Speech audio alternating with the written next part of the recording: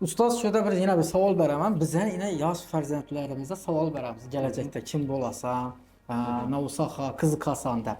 Sizden şu balalıktan sudya buluş, ya ki bulmasa advokat buluşa kızıkkanmısınız, ya ki bulmasa şu atanızlı belki urgusu bilen şu yolaşa girip gitkenmisiniz? Bilasizmi, qachon desam ekan. Maktabga bormagandim. Ee, Maktabga bormagandim u vaqtda 5 yasharmanmi yoki 6 yasharmanmi? 7 yashamas edim. Unda maktabga borgan bo'laman. Shu davrda bizda bog'imiz borda. Shu bog'ga Dashavuzdan shaftoli, olma sotib olib ketadigan qadam aka degan inson bo'ladi. Shu kelib kim bo'lasan dedi-da. Kim bo'lasan degan vaqtimda yana o'zi javob berdi.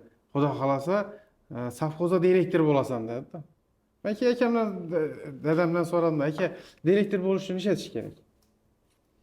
Direktor bo'lish uchun yaxshi o'qish kerak. Yaxshi o'qish kerakmi? Bo'lganim? Ha, yaxshi o'qish kerak. Bilasizmi, shu yaxshi o'qish kerak degan narsa meni ongimga singib qolganda.